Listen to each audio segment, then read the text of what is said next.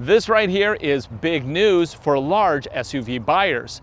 It's called the 2018 Ford Expedition, and it is packed with features that you didn't even know you needed for a car in this segment. Now, they didn't just repackage an old car. This really is nose to tail, all new. Everything from the body panels to the transmission to the engine. It even now has blind spot warning, lane detection, Sync 3, which is actually pretty cool.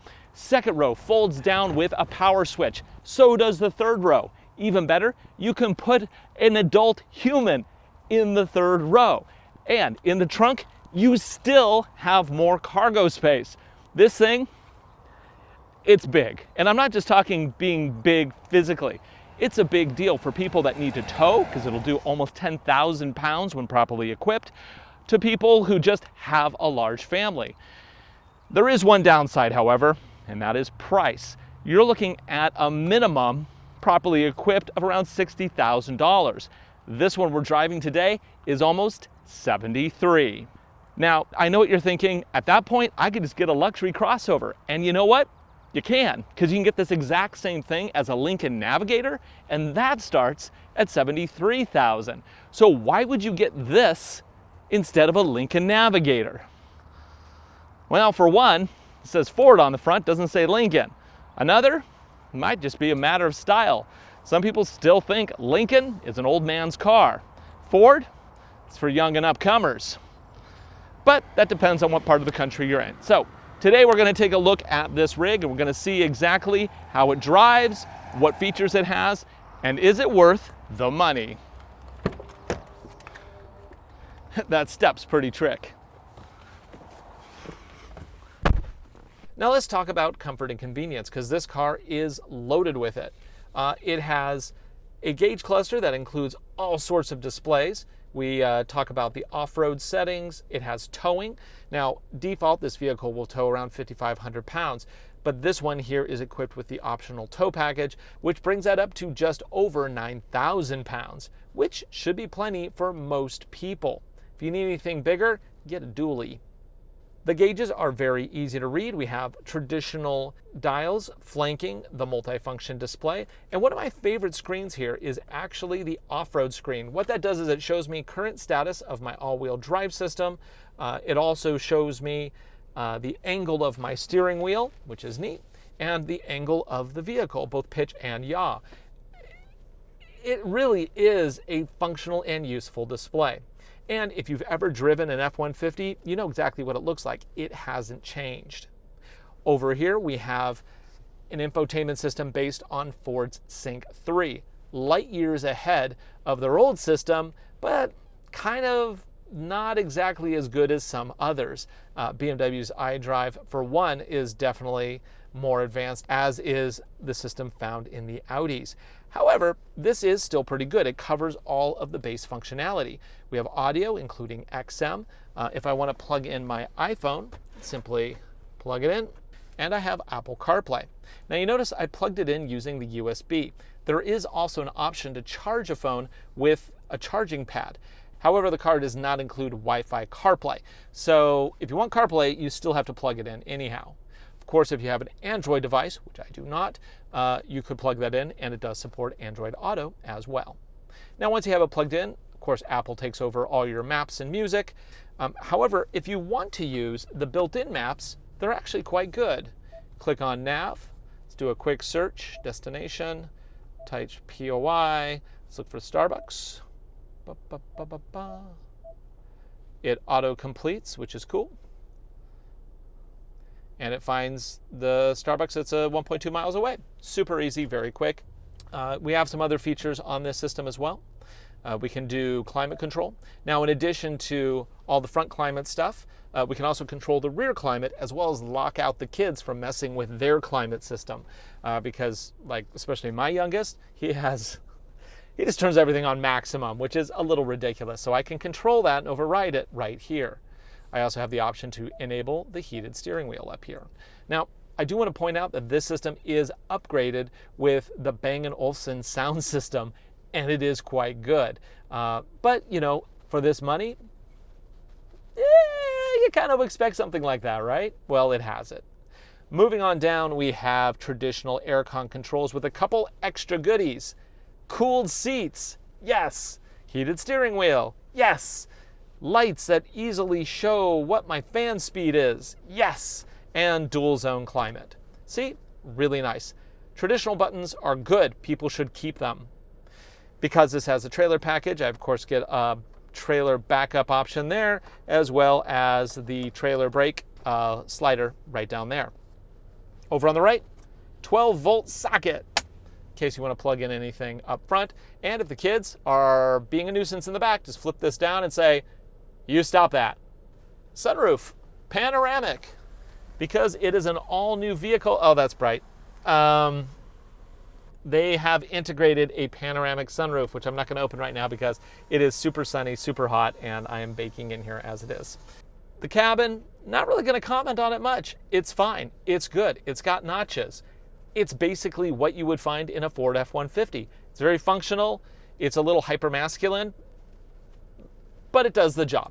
This being 2018 and an all-new vehicle, it of course has lots of advanced safety tech. We're looking at collision warnings, lane detection, and you can modify the lane detection to either give you a tone or give you a little bump in the wheel. So you like one or the other, you can have it either way or both. Blind spot warning and adaptive cruise control, which is one of my favorite things. Helps use the radar systems to pace the vehicle in front of you when on the freeway. Down here we have a rotary switch for the transmission, and when you go into reverse, we get a nice big high-resolution view that also has a trailer hitch dot there, so you can help line up your trailer hitch, and of course sonars all around the vehicle. Kind of a weird thing here. If you want to go into manual override, you hit a button here and then you hit these big pluses and minuses. No paddle shifters, no levers, just big buttons, which honestly I think is kind of stupid. I think they put it because they wanted to have it as a checklist item. I don't see myself or anybody ever using that, to be honest. And below that we have all of the different options. Now this has, of course, parking sonars. It also has auto park, which I never use because honestly, I think I'm faster than the system can be. And I don't trust it because one time a Ford almost threw me into a fence because of its auto park system. That's a few generations ago. I've never forgotten it, never liked it since. So we're going to move on from there. Okay, let's go ahead and see how it drives.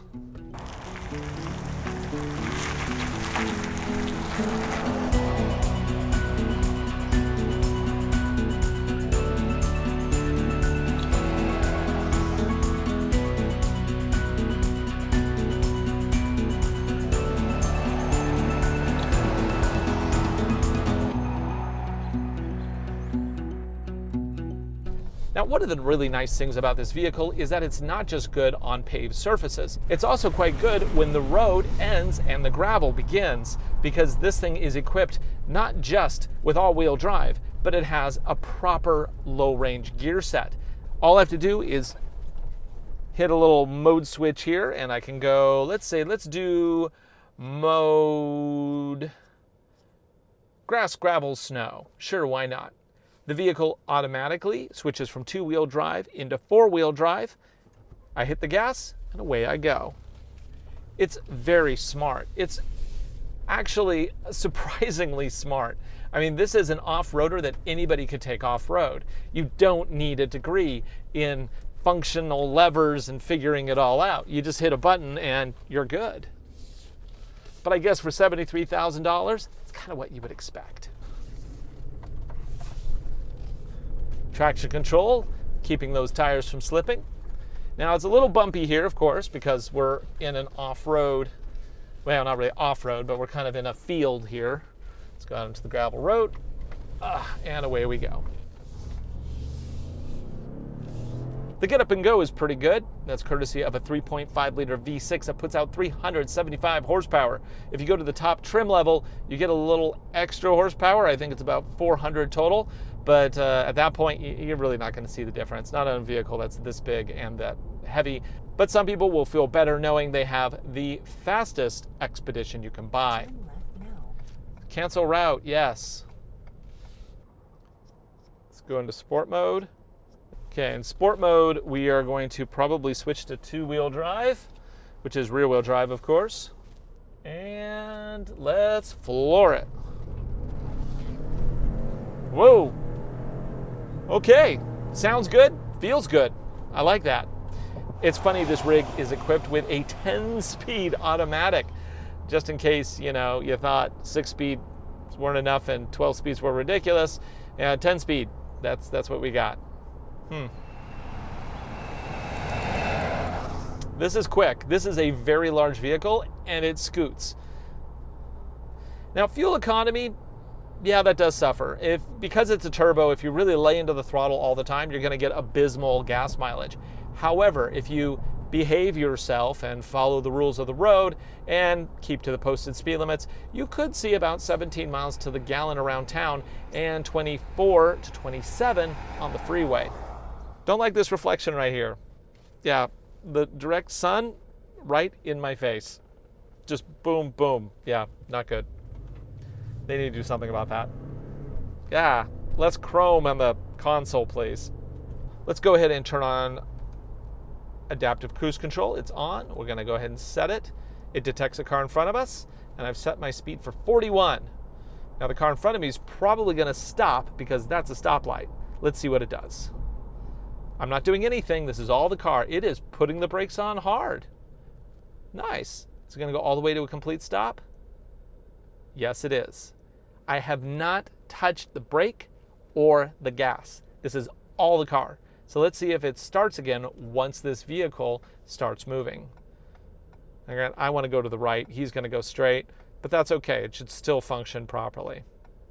Oh, nope. I have to either press resume or press the gas pedal. It's not going to start up for me again. But that's okay. It's nice that it brings it all the way down to a complete stop. It's actually really good. This is super easy to drive. Now, some vehicles just feel big. I'm going to pick on the Volkswagen Atlas again because I drove it not too long ago, and it just felt huge. Well, this one is actually bigger, and honestly, I find it easier to drive. It just feels like you have so much great visibility. I'm not feeling there's any blind spots. The waistline is reasonable. It's not like up here. Yeah, just overall, I kind of actually don't mind driving this vehicle. For as big as it is, it's actually kind of fun to drive, which is kind of weird to say. Good job, Ford. Good job.